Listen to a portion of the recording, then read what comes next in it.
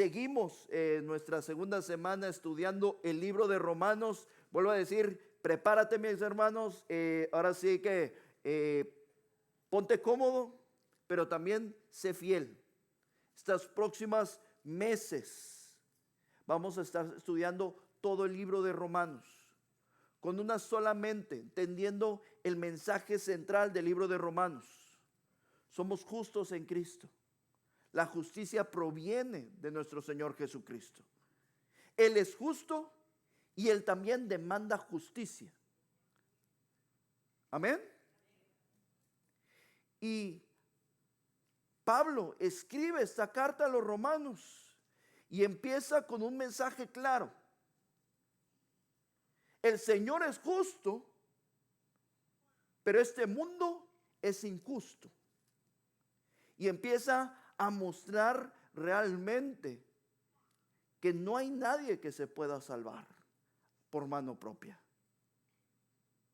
Vimos la semana pasada el mundo que es culpable y veíamos y mostrábamos a un hombre rebelde, un hombre que creía haber evolucionado a ser un hombre inteligente, sabio, pero solamente demostró una desintegración, una devolución a ser un hombre que no sabía quién era. Y terminamos el mensaje con esta lista de pecados, injusticias, que es lo que el hombre realmente revela en su vida. Al no declarar el tener a Dios como su centro, se convierte en su propio Dios.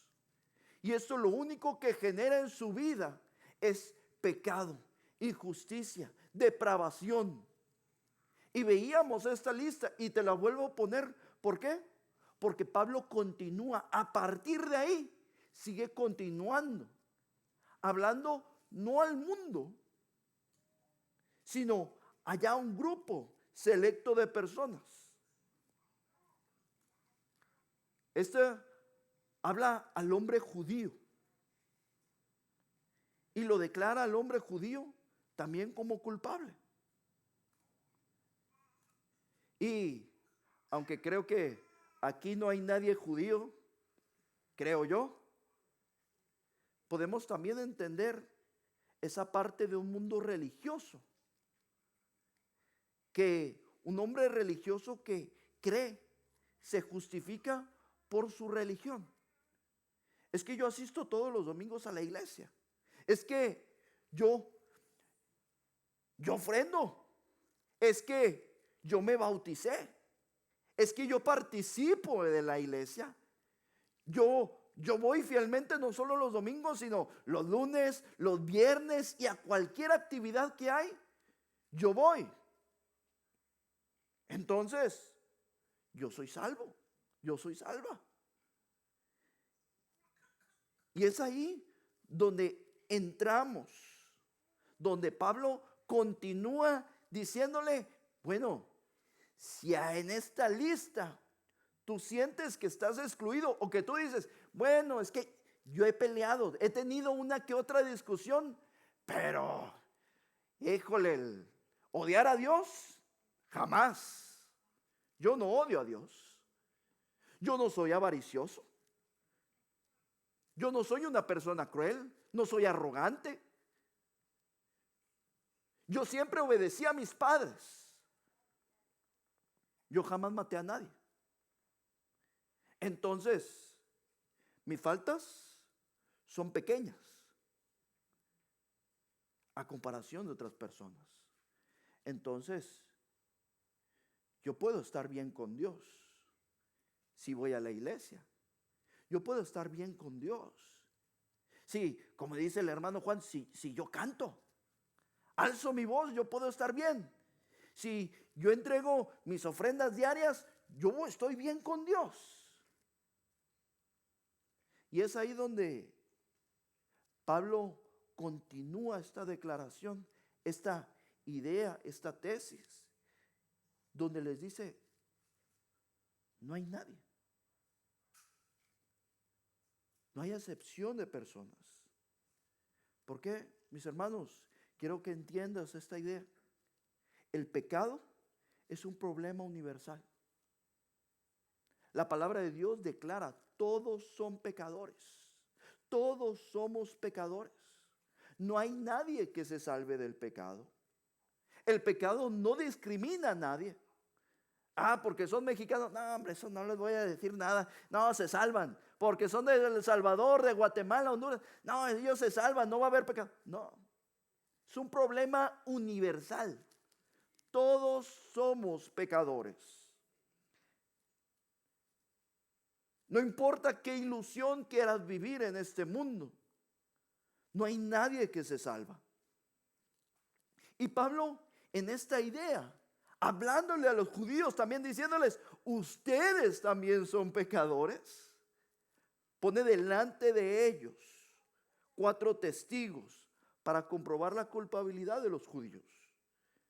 Lo primero es los gentiles, las naciones, el mundo. Y dice Romanos capítulo 2, versículo 1 en adelante, dice, por lo cual no tienes excusa, oh hombre, quien quiera que seas tú, que juzgas, pues al juzgar a otro, a ti mismo te condenas, porque tú que juzgas, practicas las mismas cosas, y sabes que el juicio de Dios justamente cae sobre los que practican tales cosas. ¿Y piensas esto, oh hombre, tú que condenas a los que practican tales cosas y haces lo mismo, que escaparás al juicio de Dios? Y te lo leo en una versión un poco más simple para el entendimiento, pero también te subrayé varios puntos que quisiera dejar claro. Pablo empieza diciendo, por lo cual no tienes excusa. Esto nos declara que es una continuación de lo que estaba diciendo anteriormente. Un mundo culpable. Y sigue con esta continuación declarando, por lo cual, hombre, no tienes excusa. Y también pone en 3 momentos un hombre que juzga. Tú que juzgas, tú que juzgas, tú que condenas. Y si pensamos en esta continuación, si solamente Pablo hubiera terminado en el capítulo 1, el judío estuviera completamente de acuerdo diciendo, sí, esos gentiles, esas naciones, esos romanos, el mundo entero son culpables porque son pecadores. Ellos aplaudirían la condenación de los gentiles. Estarían orgullosos de su religión y su nación y desprecian a los gentiles. Si leemos solamente el Nuevo Testamento, Mateo, Marcos, Lucas, Juan, vemos qué tanto desprecio tenía el judío sobre el resto de las naciones, sobre los samaritanos, sobre los gentiles. Aún los discípulos les costaba el creer que la salvación también era para el resto del mundo, porque pensaban que Jesús solo había muerto por el pueblo de Israel. Y les costó creer que también los gentiles, las naciones, también eran salvos, podían ser salvados. Así es que si cerráramos solamente el capítulo 1, lo que vimos la semana pasada, el judío creería y diría, sí, el resto de las naciones son culpables, pero nosotros no, porque nosotros somos especiales. Nosotros somos tocados por Dios. Y es ahí donde Pablo usa una actitud para probar la culpabilidad de los judíos. Porque las mismas cosas que condenaban en los gentiles, ellos mismos las practicaban. Jesús al mismo decía, ustedes, víboras, ustedes, fariseos, que exigen tantas cosas y no levantan ni una cosa con su mano. El pueblo pedía muchas, condenaba en muchos aspectos, pero esas mismas cosas que condenaban eran las mismas cosas que ellos practicaban. Y Pablo finalmente dice, ¿quién es ese referente? Cuando le dice, tú que juzgas, tú que condenas, tú aquí alude a aquellos que juzgan, que condenan a los demás, pero que ellos también hacen lo mismo. El juicio de Dios es según la verdad.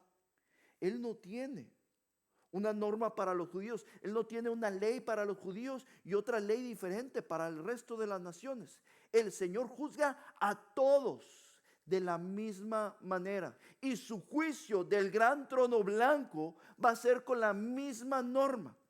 El Señor no va a decir de dónde eras, en qué situación económica naciste, qué apellido tenías. El Señor va a decir, ¿qué hiciste con lo que te di? Y va a empezar diciendo, ¿tu nombre está escrito en el libro de la vida o no lo está? Si no lo está, el Señor dirá, apartaos de mí, hacedores de maldad, nunca te conocí. Y si está escrito tu nombre, entonces el Señor juzgará en el juicio de aquellos siervos, ¿qué hiciste con lo que yo te di? Y tendremos que declarar.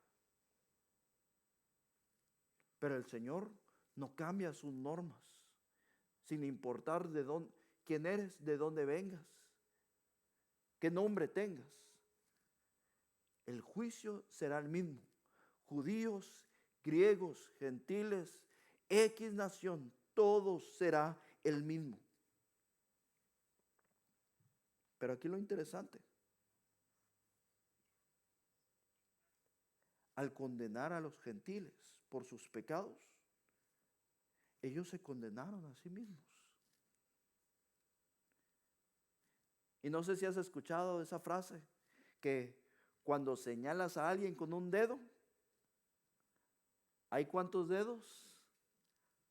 Algunos dicen 3, otros dicen 4, no sé cómo tengas el dedo, pero por lo menos hay 3 dedos que te acusan a ti. Hay 3 dedos que te señalan a ti. Mateo 7:1 dice, no juzgues para que no seas juzgado. Y mis hermanos, qué fácil, trasladándolo ahora a nosotros, qué fácil es para nosotros juzgar al resto de las personas. Simplemente pensando, ay, no vino fulanito. Hombre, ahorita de andar en el Dogwood Festival, echándose su pavito. Es muy fácil querer juzgar.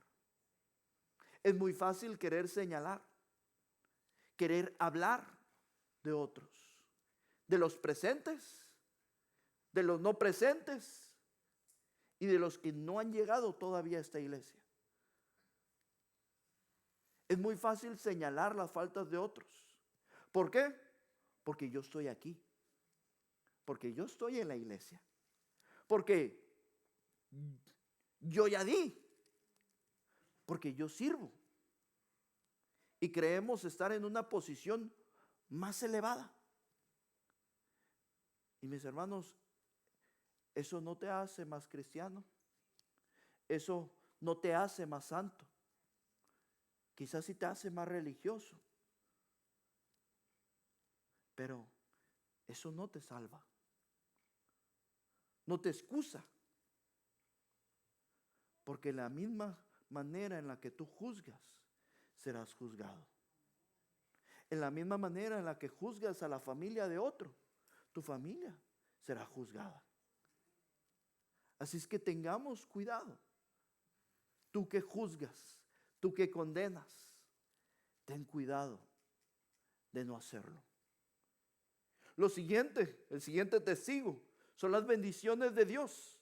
Romanos capítulo 2, versículo 4. Dice, o tienes en poco las riquezas de su bondad, la tolerancia y paciencia, ignorando que la bondad de Dios te guía al arrepentimiento. Y me es interesante leer esto porque, mis hermanos, es la bondad de Dios que le dio a Israel grandes riquezas materiales, espirituales. El Señor les dio una tierra hermosa, una ley justa, un templo, un sacerdocio, la providencia de Dios y muchas otras bendiciones. Si pensamos solamente en el judío era rico. El Señor les dio una tierra prometida que la dicen una tierra que fluye leche y miel, con grandes riquezas. El Señor les proveyó de ciudades amuralladas que ellos no construyeron, que el Señor les dio. El Señor les dio su presencia. El Señor estaba con ellos.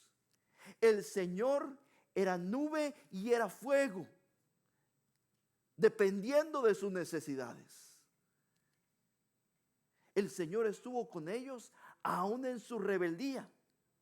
El Señor estaba ahí con ellos. El Señor fue misericordioso con ellos, aún en sus rebeliones.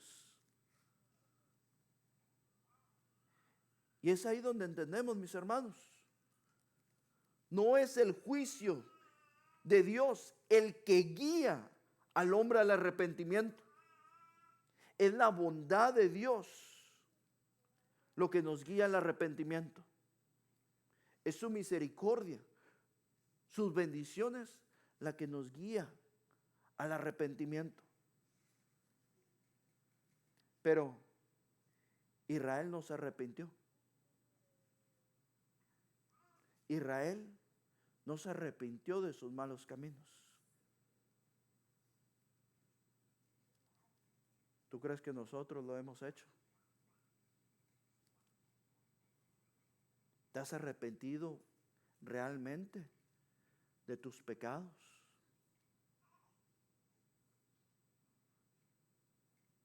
¿Te has apartado de ellos? Los hipócritas se engañan de varias maneras. En primer lugar, se equivocan al pensar que pueden escapar de algún modo de la ira de Dios.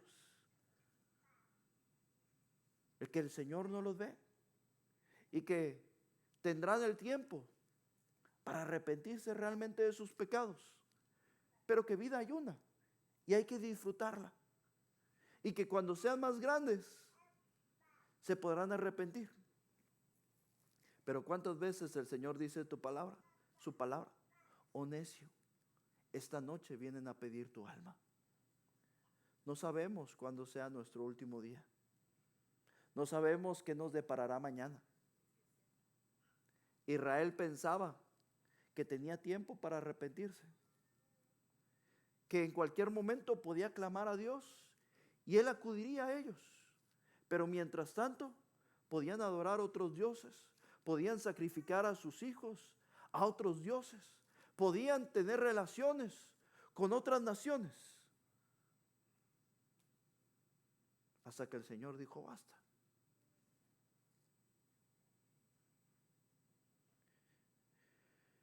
Romanos 2:5 dice, mas por causa de tu terquedad y de tu corazón no arrepentido, estás acumulando ira para ti en el día de la ira y de la revelación del justo juicio de Dios.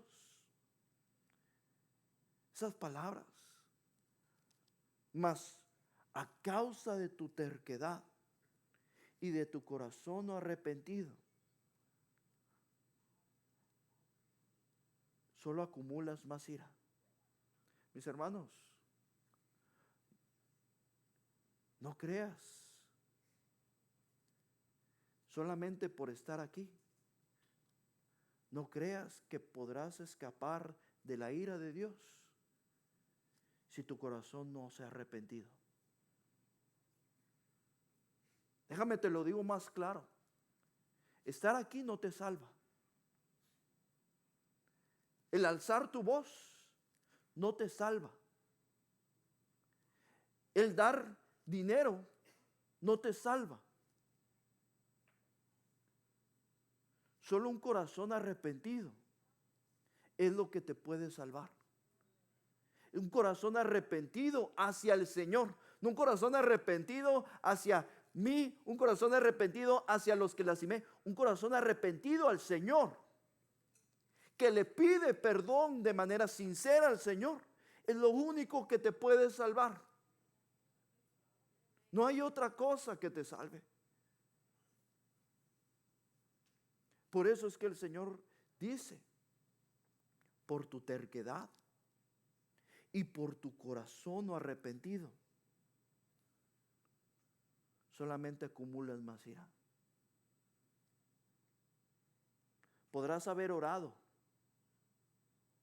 pidiéndole perdón al Señor, pero si tu corazón no se arrepintió, si no te has apartado del pecado que te acecha, podrás engañar a cualquiera de este lugar, pero al Señor no lo engañas. Y lo único que acumulas es más ira. Tengamos cuidado de pensar que estamos engañando al Señor.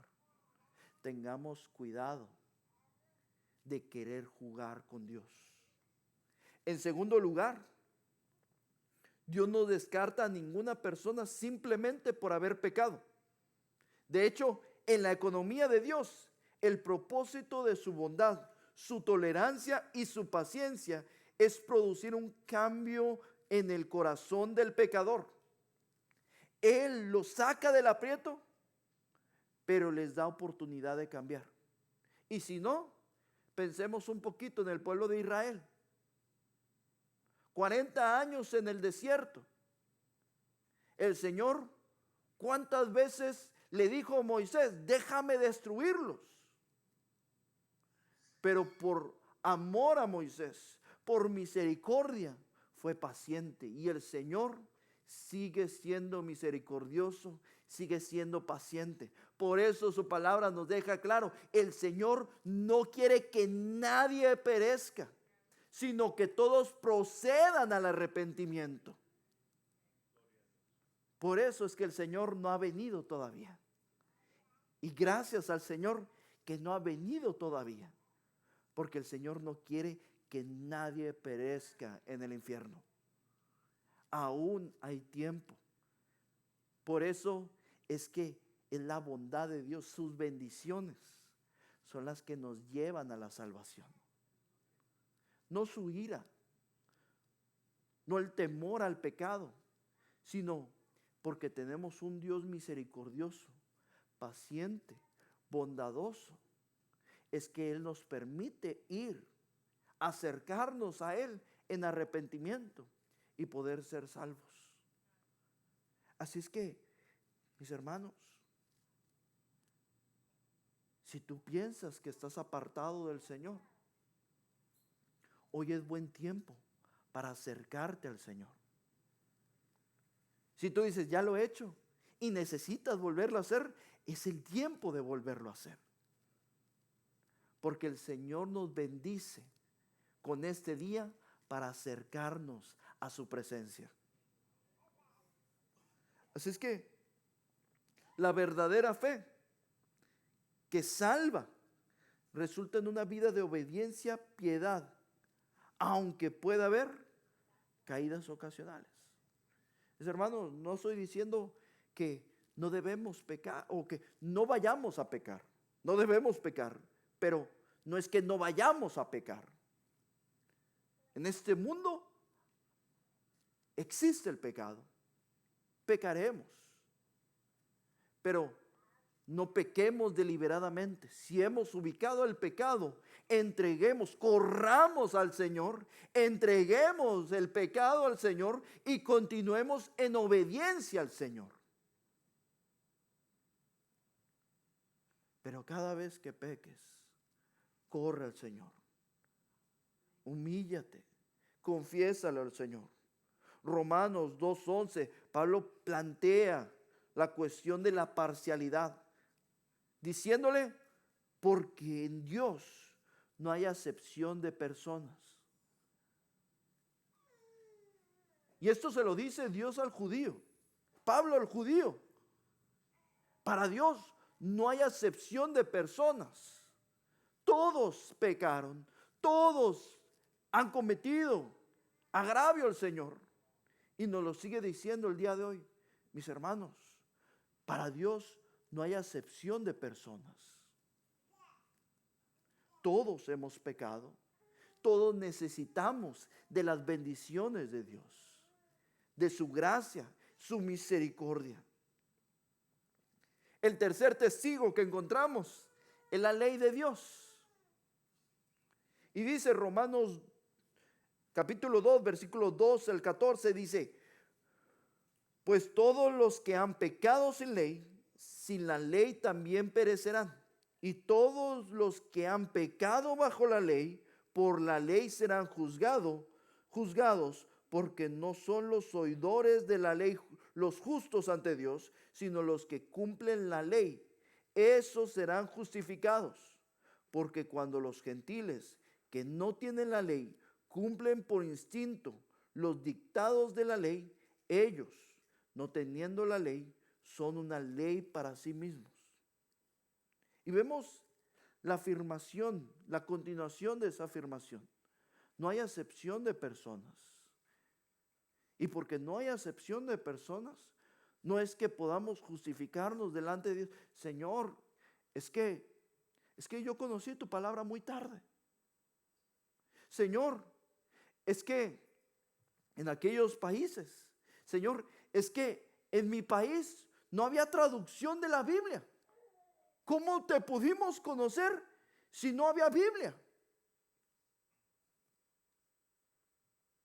Por eso el Señor dice, no hay acepción de personas, porque aquellos que han pecado sin ley también perecerán sin la ley. Y aquellos que han pecado bajo la ley, por la ley serán juzgados. Pero también habla de aquellos gentiles que no tienen ley y cumplen por instinto los dictados de la ley. Y esto habla que existe una ley moral, aunque no existe, no está escrita en nuestros corazones. Existe una ley moral. Una ley que nos dicta acerca de el no robar, de la obediencia,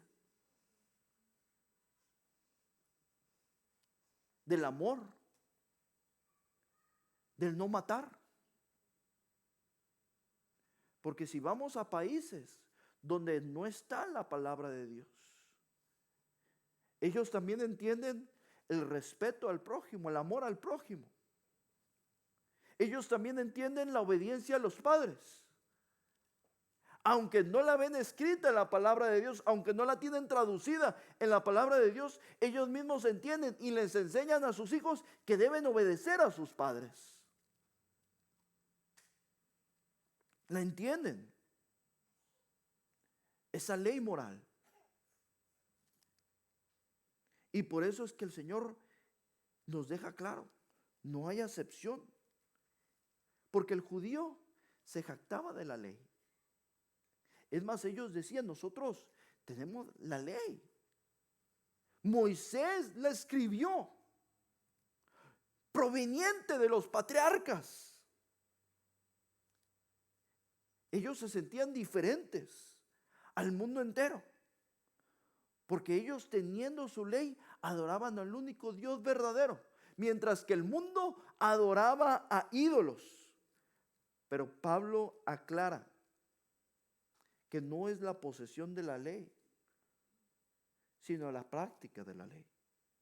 Los judíos veían a los gentiles como aquellos hombres ciegos, en tinieblas, insensatos, inmaduros, ignorantes. Pero si Dios encontró culpables a los gentiles, ¿cuántos más culpables eran aquellos que tenían el privilegio de la ley? A los judíos. Y aquí nos deja claro un par de cosas, mis hermanos. Dios no solo juzga de acuerdo con la verdad, lo vemos en Romanos 2:2, que dice: sabemos que el juicio de Dios justamente cae sobre los que practican tales cosas. Dios juzga de acuerdo con la verdad. Él juzga según las obras de los hombres, según Romanos 2:6, el cual pagará a cada uno conforme a sus obras. Cada uno pagará conforme a sus obras. El Señor no te añadirá algo que no hayas hecho. Él te dirá lo que hiciste y lo que se tiene que pagar. Y todavía también juzga los secretos de los hombres. Romanos 2:16 dice: en el día en que, según mi evangelio, Dios juzgará los secretos de los hombres mediante Cristo Jesús.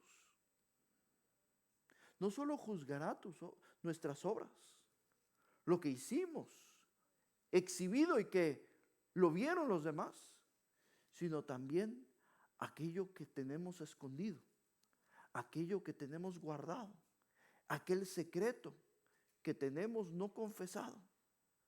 Eso también el Señor juzgará y será justo. Los judíos tenían una religión de obras externas. Ellos creían que obedeciendo la ley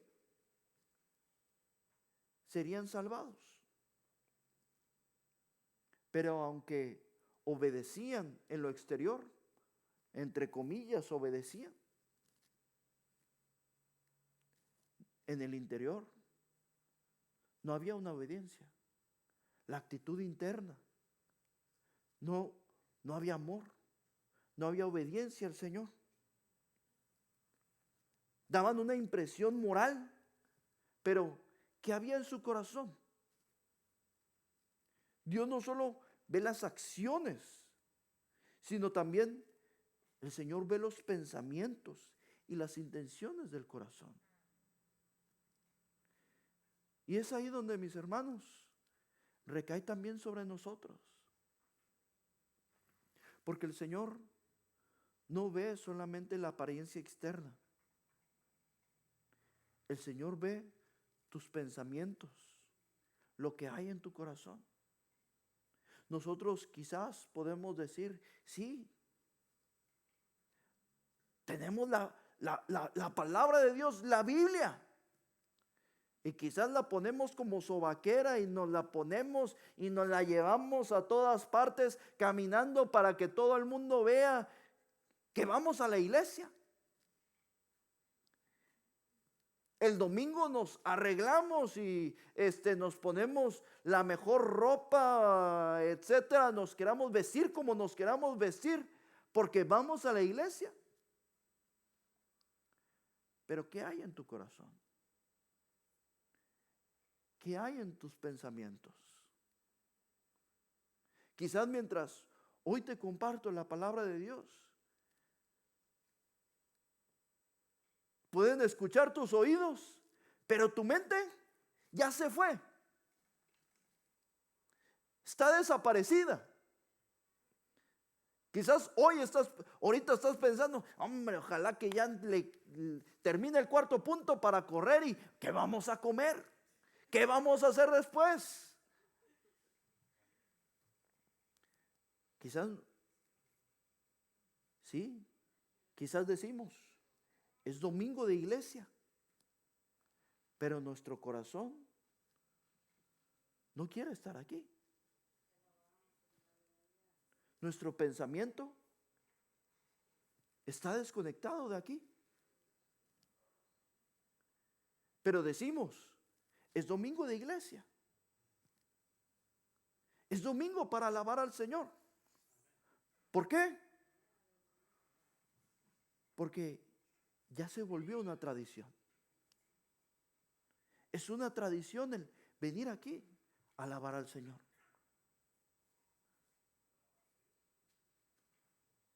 Pero ¿dónde está nuestro corazón? ¿Dónde están nuestros pensamientos? ¿Es posible para un judío ser culpable de robo, adulterio, idolatría, aún sin que alguien lo haya visto cometer dichos pecados? Y en el Sermón del Monte se enseñan que tales pecados pueden ser cometidos con el corazón. Aquel que odia a su hermano también será juzgado por homicidio. Aquel que ve a la mujer de su hermano y la desea será contado como adulterio. Romanos 2, 21 y 22 nos dice: tú pues que enseñas a otro, ¿no te enseñas a ti mismo? Tú que predicas que no se debe robar, ¿robas? Tú que dices que no se debe cometer adulterio, ¿adulteras? Tú que abominas a los ídolos, ¿saqueas templos? Pablo le está diciendo, aún tú judío, que dices que no se debe de hacer, lo haces. Tú también no estás exento de pecar. En vez de glorificar a Dios entre los gentiles, los judíos lo deshonraron. Y Pablo cita, cuando leemos esta parte, cita Isaías 52:5.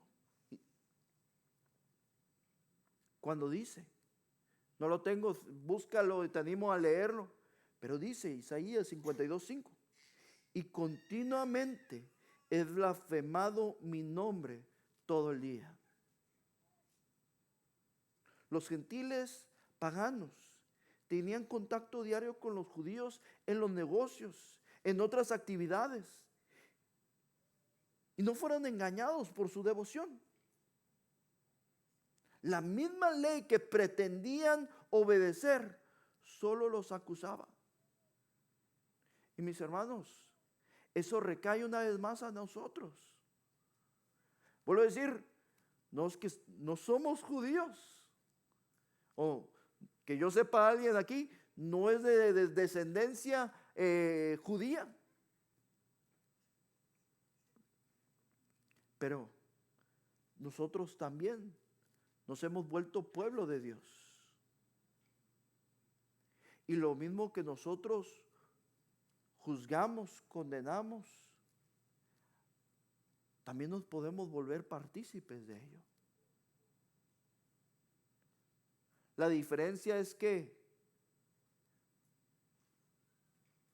el mundo se justifica diciendo, pero yo no voy a la iglesia, yo no sirvo a Dios. Nuestras acciones no te señalan a ti, sino señalan a Dios.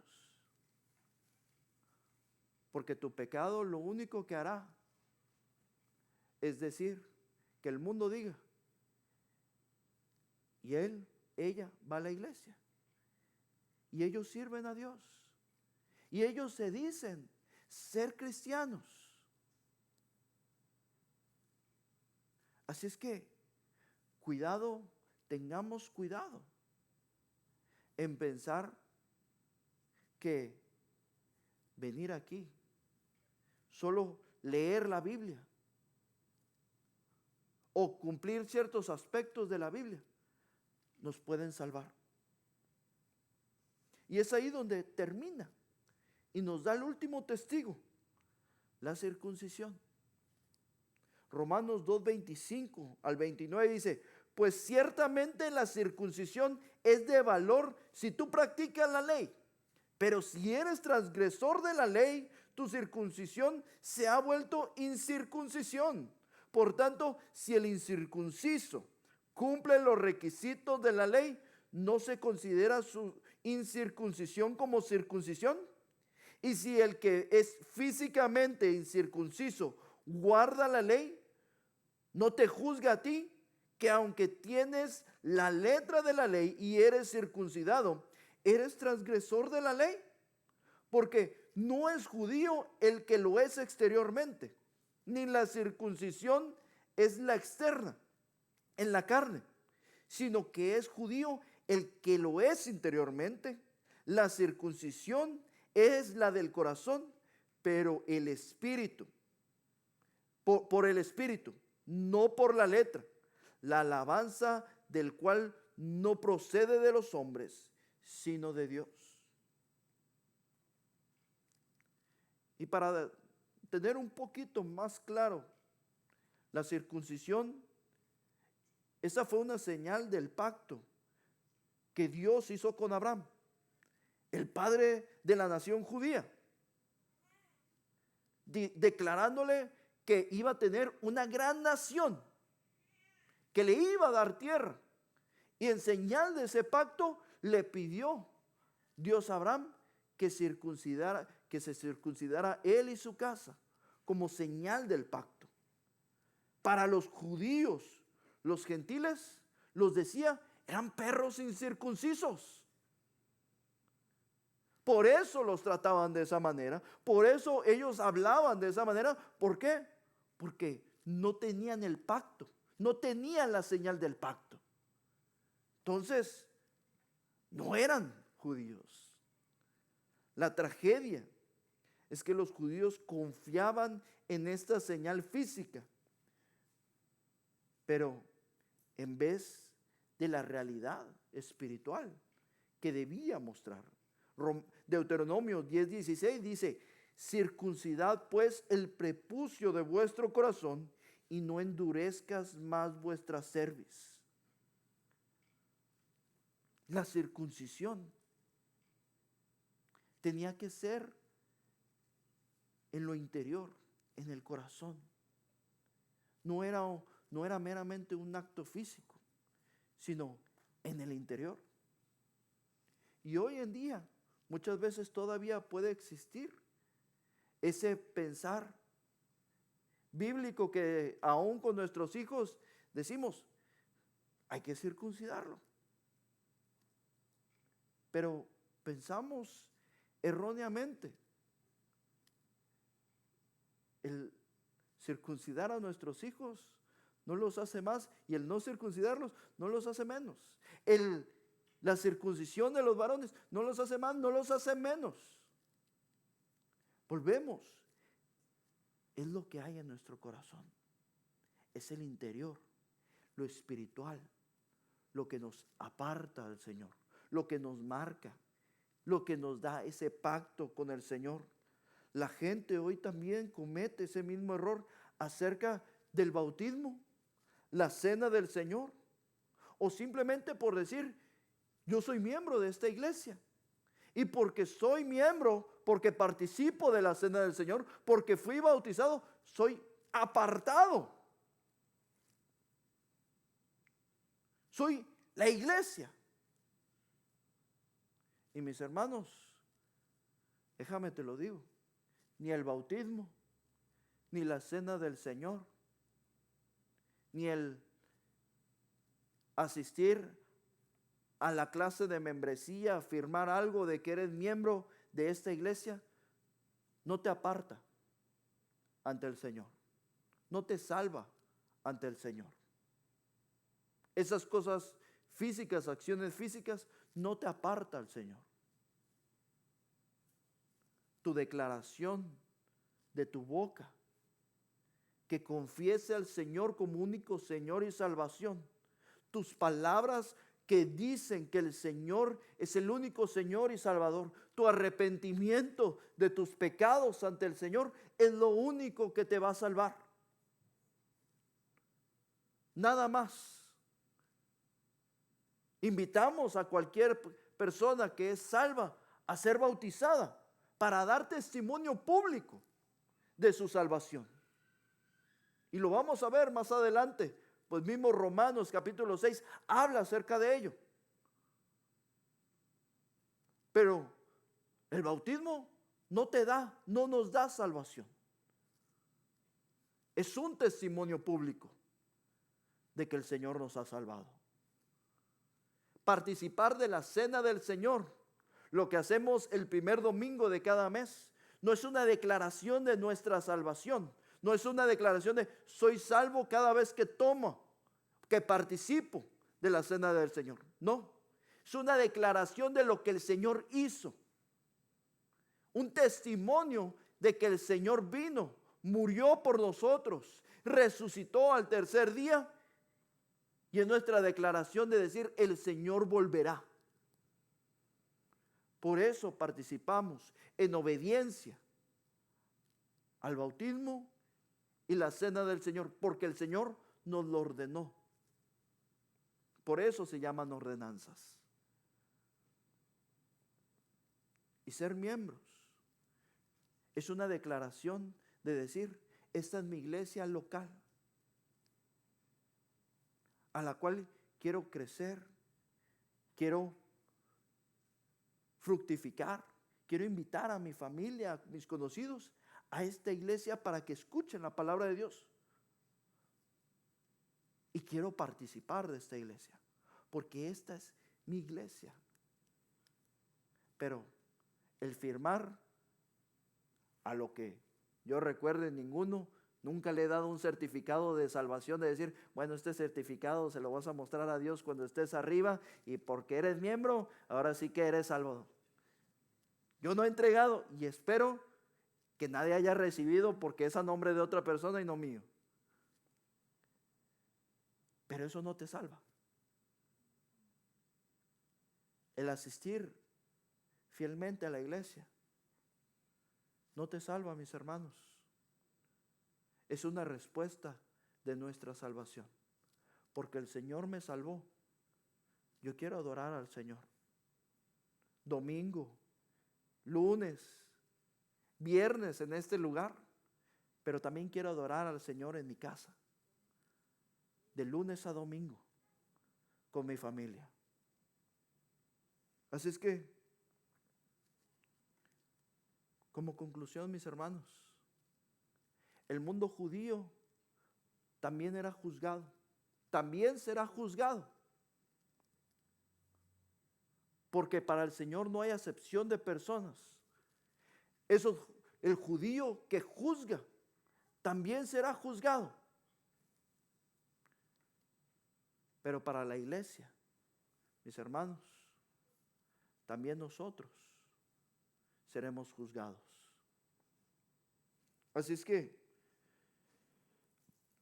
yo quisiera que te pusieras a meditar y respondieras estas preguntas. Mis hermanos, ¿estás viviendo una vida religiosa, de tradición? ¿O estás viviendo una vida de relación con el Señor? ¿Estás viviendo una vida religiosa donde es más fácil señalar los pecados y las fallas de otros en lugar de confesar y arrepentirte por tus pecados? Donde es más fácil hablar, chismear, señalar, juzgar y condenar los pecados del mundo en lugar de obedecer a la palabra de Dios y ser esos reconciliadores que traen al pecador, al Señor, y que con nuestras vidas mostramos quién es Jesús. ¿Has convertido tu relación con el Señor en una tradición? Una tradición donde los aspectos físicos, las acciones, cuentan más que lo que hay en tu corazón y tus pensamientos. El venir aquí, traer a la familia, sigue teniendo ese significado en tu corazón y tu pensamiento de adoración al Señor. O estar aquí es porque sé que tengo que estar aquí. Vengo aquí. Porque sé que tengo que cantar, canto. Pero en tu corazón y tus pensamientos se fueron en el momento quizás en que entraste en estas puertas. ¿Qué hay en tu corazón? ¿En qué piensas al estar aquí? Y tercero, le estás dando gracias al Señor por sus bendiciones. Estás descansando en las bendiciones del Señor que te han traído a salvación. O en este mensaje has estado viviendo en el temor, atemorizado, preocupado, preocupada por qué pasará en tu vida en la eternidad. Porque si en tu corazón, en este momento, hay más temor que agradecimiento, mis hermanos, hoy es un buen tiempo para que puedas ir al Señor, puedas pedirle al Señor de su salvación y puedas descansar en la bendición del Señor que Él salva, que todo aquel que va a Él lo escucha. Y Él es generoso en salvación. Él es generoso para salvar y para dejarnos a cuentas, justificarnos si vamos a Él con un corazón sincero. Así es que yo te invito, mis hermanos, a esta semana a meditar y a accionarnos.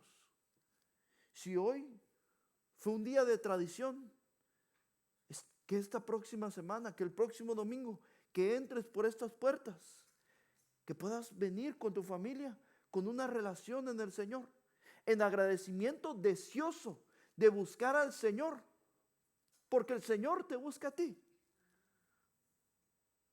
Que esta semana puedas comenzar una relación, puedas retomar una relación con el Señor.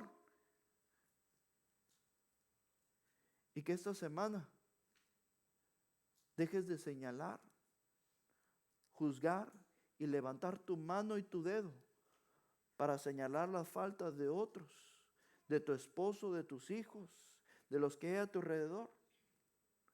Y empieces a orar por la salvación tuya y de tu casa. Empieces a pedirle al Señor que el Señor te revele cómo estar bien tú con el Señor. Y que si hay algo que necesitas entregarle tú al Señor, que el Señor te lo pueda revelar.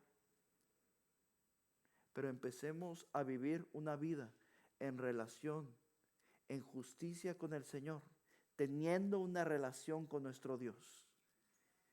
Y dejemos lo físico para otra cosa. Que nuestro corazón y nuestros pensamientos estén alineados con el Señor. Vamos a orar, mis hermanos, para terminar este tiempo.